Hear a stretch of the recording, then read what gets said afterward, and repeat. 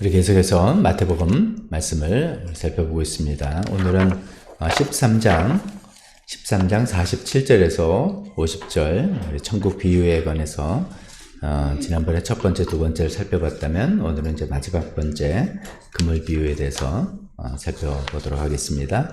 마태복음 13장 47절에서 50절입니다.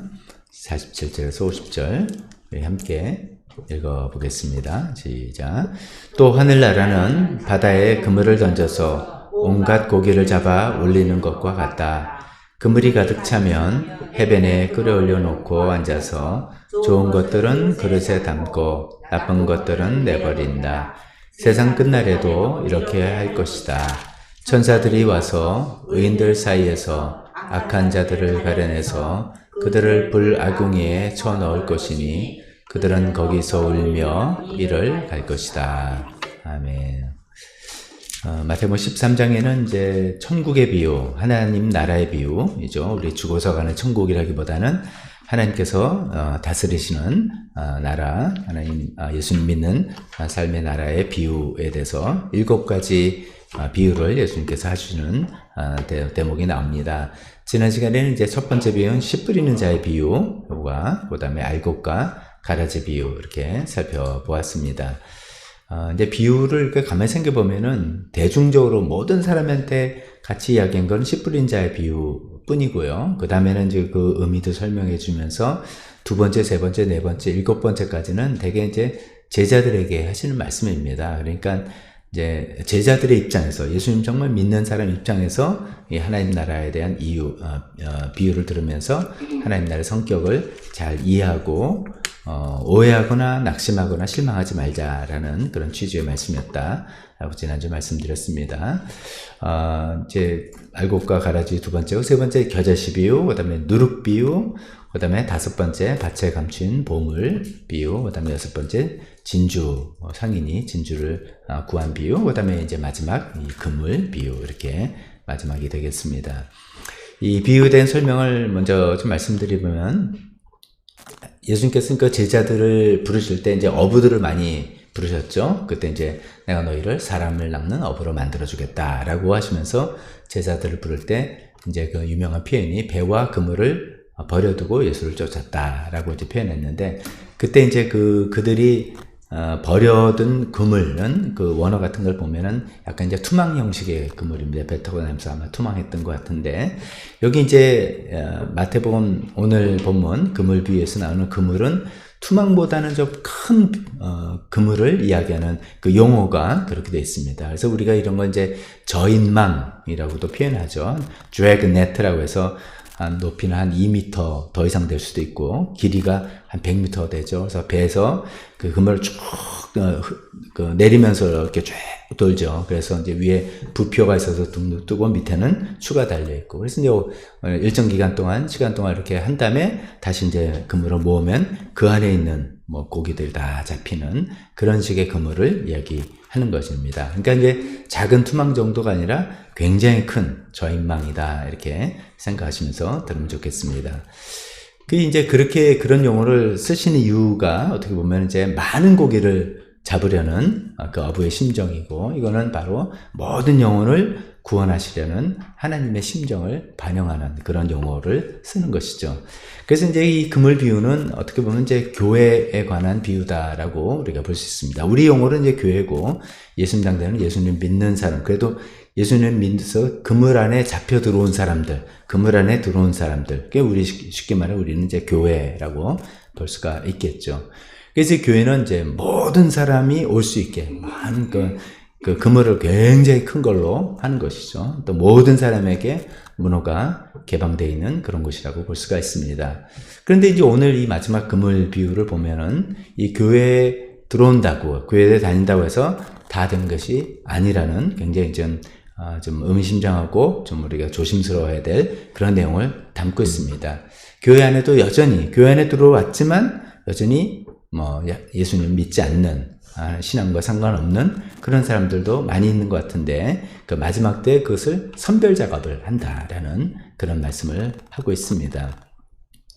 선별 작업은 이제 뭐 앉아서 다 이제 좋은 것과 나쁜 것을 고른다 그러는데, 이거 마치 이제 유대인들의 어떤 그 율법상, 음식법상 이제 모든 물고기를 다 먹을 수 있는 건 아니죠. 그 갈릴리호수에는 메기 같은 것도 있다 그러는데, 그 메기는 이제 유대인들이 음식에서 못 먹는 거죠. 비늘이 없기 때문에. 뭐 그런 걸 이제 구별한다고 볼 수도 있고, 크기에 따라 구별한다고 하는 그 일상적인 어부들의 활동을 가지고 예수님 예를 들었죠. 그래서 좋은 물고기는 그릇에 담겨지고, 하나님 그릇에 담겨지고, 쉽게 말해서 우리가 이제 천국이고, 또 나쁜 물고기는 결국 이제 여러 가지 앞뒤 비유를 같이 들으면 불나궁에 쳐넣을 것이다. 풀무불에 쳐넣을 것이다. 지옥으로 간다라는 그런 용어로 좀 마지막 때 무시무시한 그런 나눔의 과정을 있다라고 생각해 볼 수가 있습니다. 교회까지 왔는데 무슨 이렇게 또 뭐 이렇게 나누나 뭐 이렇게 생각할 수 있겠지만, 이거는 성경에서도 많은 예가 나오죠. 예수님의 12제자 중에도 우리가 분명히 알죠. 가룟 유다가 천국 갔다고 우리가 믿는 사람은 없으니까, 예수님의 12제자라는 그 서클 안에 들어왔는데도 그 중에 한 사람은 예수님과 상관없는 삶이 돼서 그는 뭐 우리가 다 지옥에 갔다라고 이야기할 수 있는 그런 사람이 된 것이고요. 바울의 수많은 이제 동역자들이 있는데, 그 중에 이제 데마라는 사람은 우리가 분명히 알 수 있겠죠. 디모데후서 4장 10절에 보면 바울이 안타깝게 데마는 세상을 사랑해서 우리를 떠났다. 그러니까 세상에 팔려간 사람이라는 것이죠. 교회에서 이렇게 중심적으로 같이 활동했다가도 그렇게 할 수 있는 그런 사람이 얼마든지 있을 수 있다라는 그런 말씀입니다.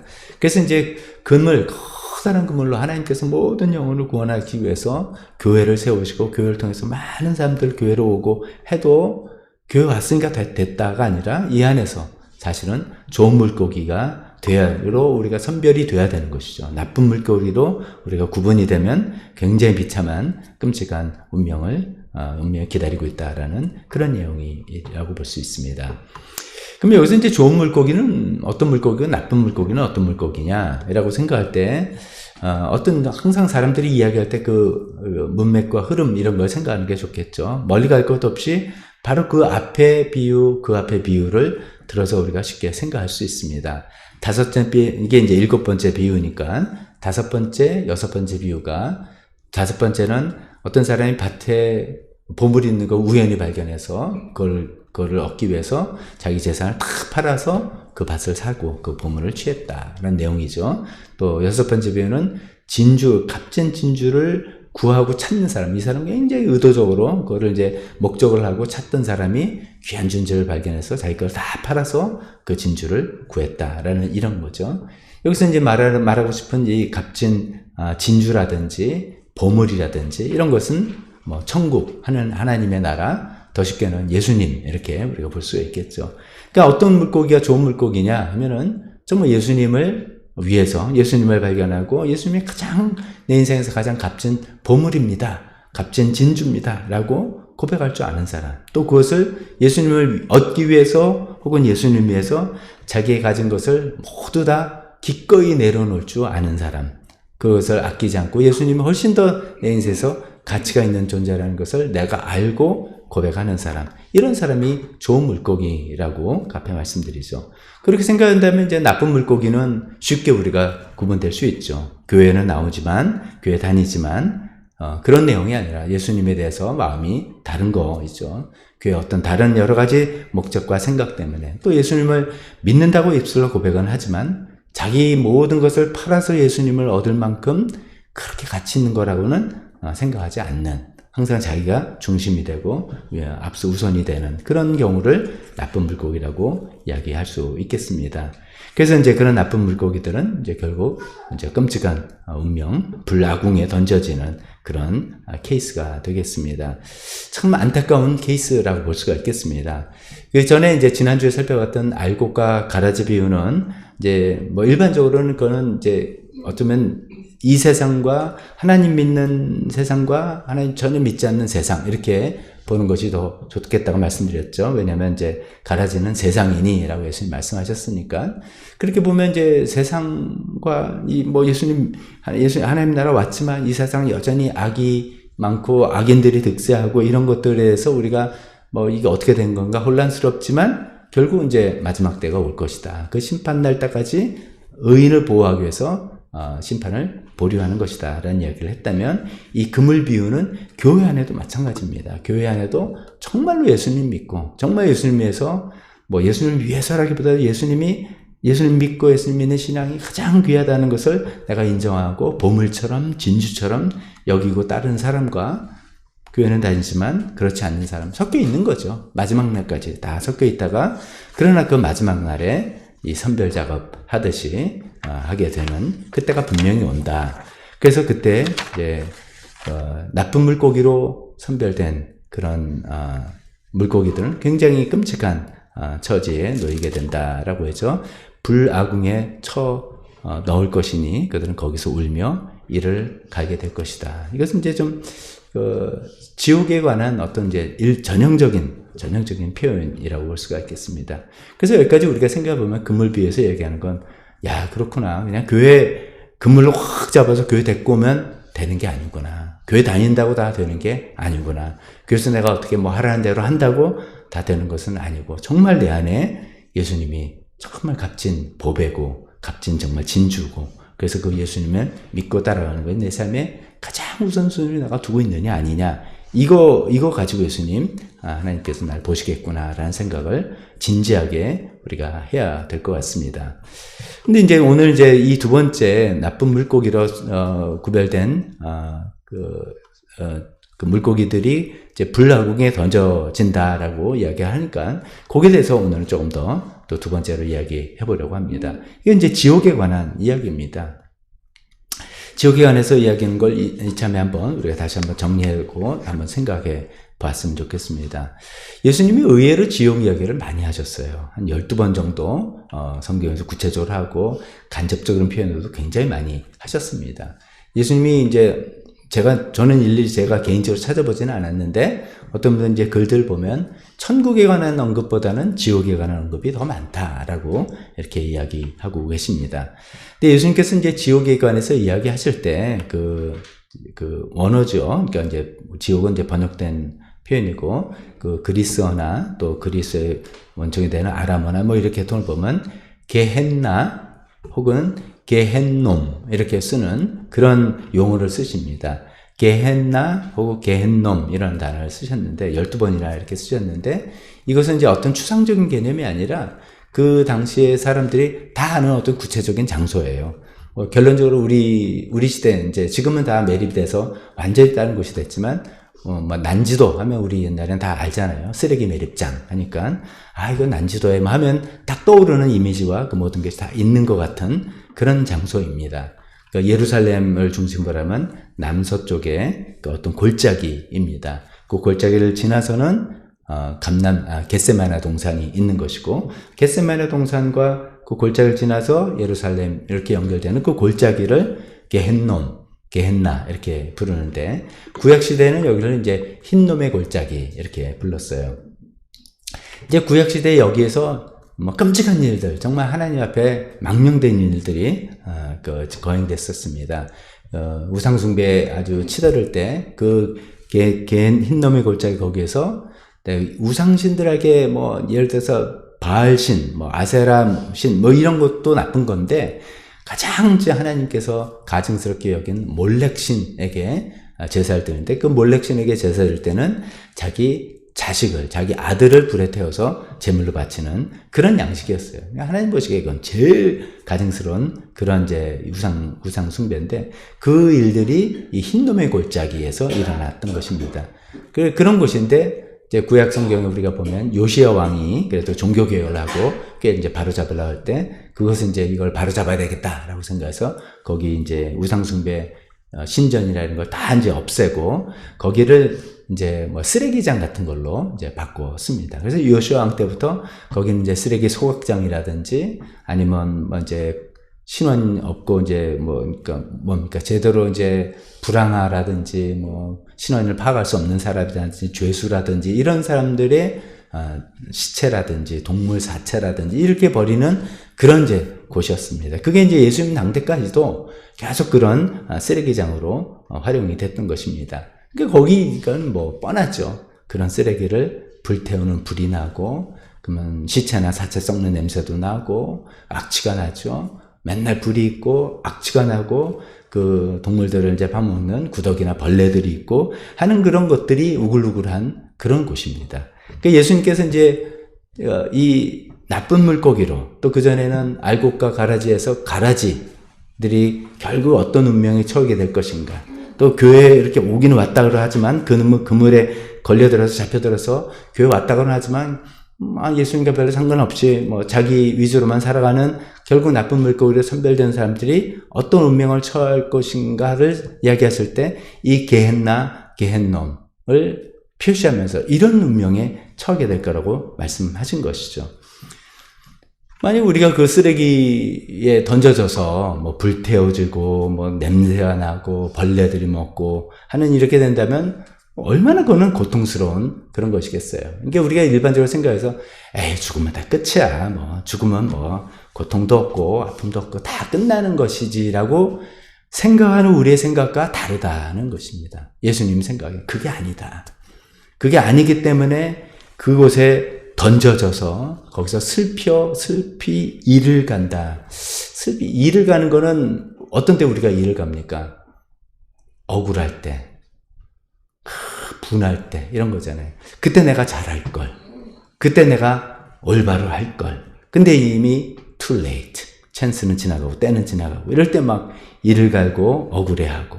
그런데 구더기가 이제 이걸 이제 진짜 그대로 받아들이면 좀 말이 안 되죠. 불타는데 무슨 구더기가 계속 달라두고 그 구더기는 안 타고 있는 거, 이런 거게 아니라 제가 아까 말씀드린 게헨나 게헨놈이라는 그 쓰레기 처리장에 된 이미지를 예수님께서 말씀하시면서 그것이 얼마나 고통스러운가. 구더기가 달려들 때 얼마나 징그럽겠어요. 근데 얘네들은 죽지도 않아. 불도 안 타. 계속 나를 파먹어. 근데 이게 실제로 내가 몸이 있다는 뜻이 아닙니다. 그런 고통과 그런 괴로움을 처하는 것. 또 불이 날 때가 타고 슬피 울며 이를 갈고 계속 거기서는 그 고통과 수치와 후회와 뉘우침, 그러나 소용이 없는 그런 곳에 처하는 그런 곳이라는 거죠. 예수님께서 이제 이런 말씀을 하신 거는 알곡과 가라지 비유와 동시에 그물 비유를 통해서 이런 곳에 절대로 가지 마라. 이런 곳에 절대로 가지 않기를 바라시는 마음에서 이야기하는 것이죠. 그 지옥이라는 곳에 처해지는 것이 얼마나 고통스러운 것이고 얼마나 그것은 이제 인생에서 절대로 겪어서는 안 될, 가서는 안 될 그런 곳이라는 것을 너무나 아시기 때문에 그런 생생한 표현을 쓰시면서 그런 곳에 처할 거라고 엄중하게 경고하고 계시는 것이죠. 자, 이 지옥이라는 것이 이렇게 고통스러운 곳이라는 것을 우리가 살펴봤다면 또 이제 뭐 지옥이라는 주제에 대해서 계속 몇 가지 더 말씀드리겠습니다. 어떻게 하면은 이 지옥에 가나? 뭐 이게 이제 표현이 좀 이상합니다. 어떻게 하면 지옥에 가나? 이렇게 생각할 때 우리가 일반적인 오해가 있다고 제가 여러 차례 말씀드렸습니다. 예수님 믿지 않으면 지옥 간다. 이 말이 맞는가 틀리는가 가만히 생각하면은 이건 동그라미도 아니고 X도 아니고 세모가 맞다라고 세모라고 표현할 수 있습니다. 예수님을 믿지 않아서 지옥 가는가? 그것이 아니고 우리가 모두가 지옥을 가게 돼 있는 사람이죠. 우리 모두가 하나님 앞에 죄인이기 때문에 죄의 결과로 지옥을 가기로 그냥 정해진 운명을 우리가 사는 것이죠. 그런데 하나님께서 이 지옥을 사람들을 보내기 안타까워서 마음 아프셔서 예수님을 보내주셔서 새로운 이제 선택권이 주어진 거죠. 다 지옥 가게 돼 있는데 거기서 예수님을 믿으면 지옥을 가지 않게끔 않을 수 있는 선택권을 하나님께서 허락해 주신 것이죠. 자꾸만 이제 우리가 이거는 이제 변증론적으로 우리가 이제 믿는 우리들이 이거를 믿지 않는 분들에게 대화하고 설명할 때 도움이 되시라고 생각을 해보는 것입니다.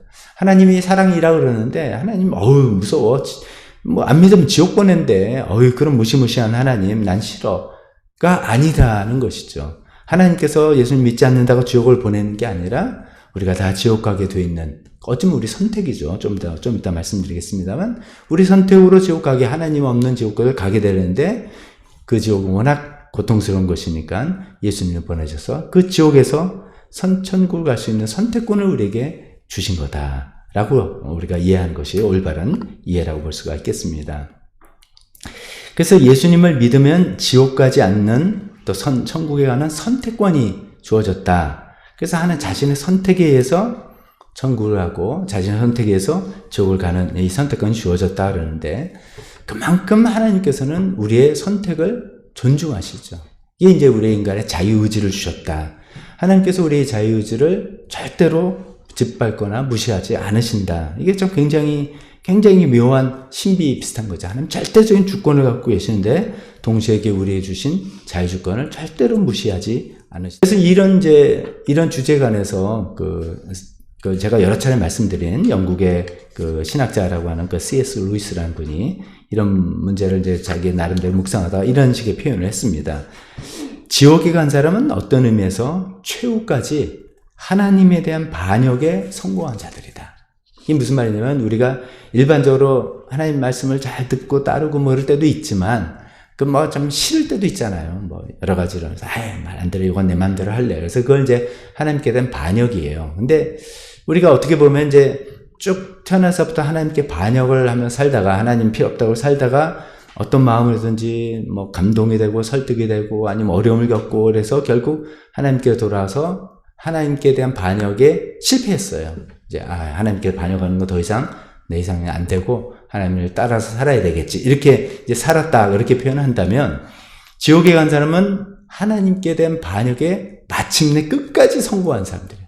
끝까지 하나님께 무릎 꿇지 않고, 끝까지 하나님께 순종하지 않고 하나님께 against하고 반역해서 성공한 사람이에요. 그래서 이제 C.S. 루이스는 이렇게 표현해요. 그래서 지옥 문은 안쪽에서 잠겨 있다고 나는 확신한다. 이거는 진짜 가볍고 그런 얘기 아닙니다. 이런 추론상 그렇게 되는 것이죠. 즉, 지옥은 하나님께서 누구를 안으로 지옥문을 팍 집어넣고 못 나오게 밖에서 문을 딱 걸어 잠궈서 너는 지옥에서 영원토록 고통당해봐라 가 아니라, 스스로 난 하나님 싫소, 하나님 뜻대로 살아가는 거 싫고, 예수님이 나한테 어떤 왕이시고 주인이시는 건 난 그런 거 싫어, 내가 주인으로 살고 싶어 라고 해서 하나님을 계속 거역하고 반역하다가, 그러니까 그것이 하나님이 없는 곳이 지옥이라는 곳이니까 거길 가서 여기까지 하나님 또 쳐들어와서 나 귀찮게 그러면 안 되지, 안으로 문을 딱 걸어 잠근 곳이 바로 지옥이다 라고 이렇게 표현할 정도로, 하나님께서는 어떻게 보면 우리 선택을 존중하시는, 자유의지를 존중하시는 하나님의 그 방식과 우리가 이렇게 맞춰서 우리가 이해해 볼 수 있는 겁니다. 이런 말씀은 하나님께서 우리를 지옥으로 보내시는 무자비하고 무서운 그런 분이 아니라는 것을 우리가 자꾸만 말씀드리려고 합니다. 게다가 지옥은 하나님께서 사람들을 위해서 사람들을 고통스럽게 하려고 이제 만든 것도 아니라고 성경은 이야기하고 있어요. 마태복음 25장 41절에 보면 이런 표현이 나옵니다. 저주받은 자들아, 내게서 떠나서, 예수님 하신 말씀이, 악마와 그 졸개들을 가두려고 준비한 영원한 불 속으로 들어가라. 그 뭐냐면, 악마와 그 졸개, 악령들, 사단과 그 졸개, 악령들을 하나님께서 처단하기 위해서 만드셨던 지옥이다 하는 거죠. 원래 의도는 사람을 고통스럽게 하고 말 안 듣는 사람 꼴 보기 싫으니까 보내, 이게 아니라 사탄과 그 악한 영들을 심판하기 위해서 만든 곳인데, 사람들이 하나님을 따르는 게 아니라 그 사탄을 따르다 보니까 그냥 같이 묻어서 거기 가는 것이다 라는 식의 표현까지 하고 있는 것이죠. 그래서 자꾸만 이런 말씀을 자꾸만 드리는 건, 우리가 자꾸만 하나님께서 지옥이 있지만 하나님께서 그런 무시무시한 마음으로 우리를 고통 주려고 지옥으로 보낸다든지, 일부러 지옥으로 우리를 예수님 안 믿으면 한다든지 그런 것이 아니다라는 것을 생각해 보았으면 좋겠습니다. 그러나 여전히 또 이런 생각이 듭니다. 하나님이 사랑이신데 어떻게 지옥을 보내시는가? 하나님이 만약 사랑이시라면, 또 그리고 지옥이 그렇게 고통스러운 것이라면, 완력을 써서라도 거기를 막아야 되는 거 아닙니까? 어떻게 그렇게 보내시면서 하나님은 사랑이라고 이야기할 수 있습니까? 라고 우리가 또 생각한다면, 우리 주변에 이제 이야기하다 보면 그런 질문들을 반드시 받게 됩니다. 하나님 사랑이라면서 어떻게 사람을 지옥으로 보내? 그럼 첫 번째는 하나님 보내신 게 아니라 사람이 선택해서 가는 것이야 라고 우리가 설명한다면, 두 번째, 그 하나님의 사랑에 대해서 이야기해 본다면 이렇게 한번 이야기해 볼 수 있습니다. 이 주제에서 사랑에 대한 정의를 누가 내리는 거냐 이거예요. 사랑에 대한 정의를 내가 내릴 거냐, 하나님이 내릴 거냐. 지금 하나님의 사랑이라면 어떻게 사람을 지옥에 보내? 지옥을 보내는 거 보니까 그건 사랑이 아니야 라고 하는 것은 우리 나의 정의예요. 인간의 정의죠. 하나님의 정의는 다를 수가 있는데 둘 중에 누구의 정의를 우리가 받아야 되겠냐 이런 것이죠. 자, 사람들이 이제 그런 것도 자꾸만 이제 죄인의 어떤 대표적인 어떤 특징이죠. 하나님은 이러이러하셔야 돼. 하나님은 이러하시만 사랑이야 라고 내가 스스로 정의하고 그 사랑의 정의를 하나님께 요구하는 거예요. 그래서 그게 안 되면 하나님은 사랑 아니시고 아니면 하나님께 시험 들고 이렇게 생각하는 우리 생각 출발이 좀 잘못된 게 아닌가 이런 말씀이죠. 성경 우리에게 분명히 말씀해 주십니다. 하나님은 사랑이시다.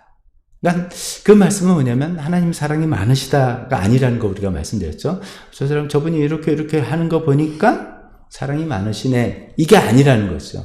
그러니까 자꾸만 이게 그런 논리로 우리가 빠져들어가면은 지옥을 보내는 거 보니까 사랑은 없으시다. 이런 논리가 납니다. 어떤 행동이 근거 전제가 돼서 그분이 사랑이냐 아니냐를 판단하는 게 아니라 하나님은 사랑이시다. 하나님의 성품이 사랑이시다. 하나님은 사랑 자체다. 라고 생각하는 선언은 굉장히 다른 거라서 그걸 우리가 받아들인다면 하나님이 하시는 모든 행위는 사랑이다. 라는 뜻이죠. 하나님이 행하시는 모든 행위는 사랑에서 나오는 거다. 라고 이야기할 수가 있는 것입니다. 그래서 심지어는 하나님께서 그 누구도 지옥을 가기를 원치 않으시지만 사단과 졸개를 위해서 만들어진 지옥이라고 하시지만 사람들이 하나님을 따르고 살아가는 것을 거역해서 반역해서 싫습니다 라고 해서 나는 스스로 하나님 없는 곳으로 가겠습니다 라고 해서 가는 행동도 우리 눈에는 우리 생각에서는 그래도 보내면 안 되죠 라고 생각할지 모르지만 하나님께서는 허락하시는 자유의지를 허락하시는 사랑의 행위로 우리는 받아들일 수밖에 없다는 것입니다. 그럼 우리가 이해가 안 될 수도 있습니다. 인간적인 사랑에서는 이해가 안 될 수가 있습니다. 근데 이제 인간적인 차원에서 이해해 보려면 이런 건 있겠죠.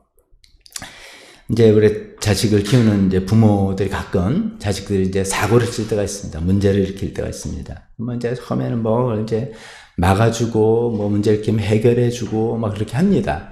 이제 부모의 사랑으로서 그렇게 합니다. 근데 이제 하다 보면 얘 이렇게 하면 안 되겠네. 그래서 좀 정신을 좀 바짝 차리게 해줘야겠다. 그래서 문제를 쳐가지고 예를 들어서 돈을 한 500만 원을 물어줘야 학생인데 500만 원 물어줘야 되겠다든지 아니면 깜빵을 간다든지 예를 들어서 그렇게 됐을 때 그것을 안 도와주는 거죠. 안 도와주는 거. 안 도와주고 있는 그 부모를 옆에서 어떤 사람들은 부모가 그러면 되냐? 그럼 사랑이 있냐 없냐? 이렇게 따질 수도 있겠지만 그 부모는 다른 차원에서의 사랑의 행위를 지금 하는 것. 이 비유는 한계가 있습니다만 하나님이 지옥을 만드신 사랑과 한계가 있긴 하지만 그런 것이죠. 포인트는 우리 인간의 차원에서 어떤 행위를 가지고 사랑이다 아니다 판단할 수가 없다는 거죠. 하나님은 사랑이시기 때문에 하나님의 모든 행위는 사랑이다라고 그걸 받아들이는 것이 우리가 마땅히 있어야 될 행위라는 것입니다. 그래서 사랑이 하나님이시지만 안 믿는 사람들을 지옥으로 보내실 수 있는 그런 하나님이라는 것을 우리가 또 말씀드릴 수 있습니다. 지옥에 관한 주제 중에 한 가지만 마지막 더 이야기해 보겠습니다. 사랑하는 가족이 하나님을 믿지 않고 분명히 믿지 않았어요. 절대로 믿은 어떤 흔적도 없어요. 믿지 않고 지옥에 갔는데 내가 죽어서 천국에 가서 행복할 수 있겠는가 이런 생각입니다. 이건 굉장히 좀 실제적인 고민들입니다. 이런 것 때문에 우리 부모님은 하나님 믿지 않고 가셨는데 내가 부모님 없는 천국에 갈 수가 없습니다. 이런 고백을 이런 식의 이야기를 하는 분들도 저도 좀 들었기 때문이죠. 이게 성경에도 이제 비슷한 이야기가 나오죠. 부자와 거수이 나사로 비유 때 그러잖아요. 부자가 이제 못되게 굴어서 소위 이제 지옥이라는 곳에 가게 돼서 자기가 고생 실컷 하다가 보니까 여기가 너무 괴로운 걸 하셔서 우리 형제들은 여기 오지 않게 해달라. 이런 이제 자기가 이제 천국과 지옥에 어디 가 있으면서도 이 세상에 살고 있는 가족들과의 그 생각들, 그런 것들 있는 이야기들 우리가 볼 수가 있겠습니다. 실제로 우리가 이런 일을 만약에 당한다면은 상당한 사실 참 마음에 부담이 되고 괴롭습니다. 너무 사랑하는 가족과 배우자, 자녀가 하나님을 절대로 믿지 않고 갔다면 그러면 뻔하다. 어디 갔겠는가? 뻔하다라고 생각하는데 나는 그러면 천국에 와서 내가 행복하게 살아갈 수 있겠는가? 이런 현실적인 질문이겠죠. 두 가지로 생각해 봅니다. 첫 번째는 예수님이 이제 가족이라는 개념을 새로 정의해 주시는 그 부분이 있잖아요. 누구든지 하나님의 뜻을 행하는 사람이 곧 내 형제요, 자매요, 어머니다 라는 그런 부분이죠. 가족이라는 것은 우리가 이제 피를 나누고 한 집안에서 같이 살아온 경험이 있는 사람들, 뭐 우리가 굳이 뭐 별다르게 정의를 하지 않아도 다 우리가 아는 그것을 이제 가족이라고 생각하는데, 육신의 가족이라고 생각하는데, 예수님은 이런 새로운 어떤 영적인 가족의 개념을 이야기하셨지 않습니까? 자, 그래도 아무리 그래도 우리가 이 세상을 살아가면서 이 말씀대로 해가지고 이제 육신의 가족이 다 해체되고 그 다음에 이제는 그런 거 없다 라고 하면 이 세상에서 그걸 이단이라고 합니다. 그렇게 안 합니다. 여전히 우리는 육신의 가족의 정과 의무와 사랑과 이게 다 있습니다. 가족이 함께 하나님 믿고 살아가는 그 기쁨을 원하지, 예수님이 그랬어. 하나님 뜻대로 사는 사람이 내 가족이라 했으니까 이제 더 이상 나는 육신의 가족 없습니다. 가족에 대한 의무도 나는 이제 지들 질 필요가 없어요. 이런 사람은 오히려 이상한 사람이죠. 그래서 이제 우리가 이 세상에서는 약간 이중적인 개념으로 살아가는 것이죠. 두 가지를 다 가지고 살아가는 것이죠. 예수님이 없으면은 사실 육신의 가족이 전부이죠. 인류의 역사는 다 그렇습니다. 육신의 가족, 핏줄이 전부인 게 인류의 역사죠. 근데 예수님 이후에 새로운 가족의 개념을 갖다가 이제 알려주시기 시작한 거고, 예수님 그것을 먼저 행해 보이시기도 하고 그러셨단 말이죠. 그러나 우리가 현재 살아가는 동안에는 여전히 이것이 함께 혼재하기도 하고, 때로는 육신의 가족이 굉장히 중요하게 이렇게 살아가기도 하는 것이죠. 그러나 천국에 가면 드디어 예수님께서 말씀하신 그 가족의 개념, 그것이 완전히 이제 바뀌게 되는 것이죠. 천국에 가면 육신의 관계가 완전히 해체된다 그럴까요? 완전히 새로운 차원으로 들어가야 된달까요? 그렇게 되는 것이죠. 그 부활에 관한 논쟁에서 예수님이 하신 말씀이 이런 말씀이잖아요. 22장 3. 부활 때에는 사람들은 장가도 가지 않고 시집도 가지 않고 하늘에 있는 천사들과 같다. 그건 물론 이제 남녀 부부 관계를 통해서 자식을 낳는 그런 방식이 아니다라는 1차적으로는 그런 얘기입니다만, 거기서 더 이제 유추해 생각할 때 천국에 가면 이 세상과는 다른 어떤 인간관계를 형성하는 거구나. 그때 비로소 예수님께서 말씀하신 그런 세계가 진짜로 이루어지는 거구나라는 것을 우리가 알 수 있게 되는 것이죠. 그래서 천국에 가면은 이제 거기서부터는 우리가 많은 이제 유추도 되는 거고요. 분명히 이런 거야 아니라 막 유추, 성경에 나온 걸 유추도 하기도 하고 추론하기도 하고 이런 거가 되는데요. 세상의 가족을 알아보고 여전히 스페셜한 관계이긴 하겠지만, 우리가 어떻게 보면 더 큰 관계, 더 큰 사랑 안에 들어가기 때문에 그것이 굉장히 작게 여겨지는 거죠. 지금은 우리가 이 세상에 살아가면서 가족이 가장 최소 단위고 가장 나한테 중요한 관계로 형성이 되어 살아가지 않습니까? 어떤 세상의 어떤 국가와 단체가 가족을 깬다 그러면 그거는 빅 노노잖아요. 근데 천국 가면 그 가족, 육신의 가정보다 훨씬 더 친밀하고 훨씬 더 즐겁고 사랑하고 깊은 관계가 되는 예수님께서 말씀하신 것이 드디어 이루어지는, 즉 이 세상의 어떤 범주를 넘어서는 어떤 세계에 들어간다는 것이죠. 그래서 이제 질문을 다시 돌아오면, 이 세상에 믿지 않는 나의 사랑하는 가족이 천국에 같이 없을 때 내가 행복할 수 있겠는가? 이제 여러분 이제 이 설명을 듣고 상상해 보셔야 되겠습니다만,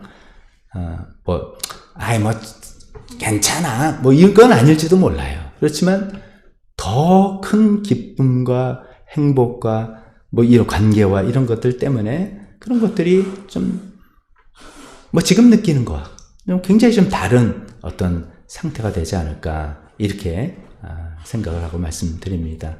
역시 이제 이런 거에 대해서 아까 C.S. 루이스라는 사람의 제가 글을 설명해 드렸는데 한 가지만 요 주제에 관해서 말씀드리면 좀 어렵지만 이분이 좀 말을 어렵게 해서 문제인데 이런 얘기를 해요.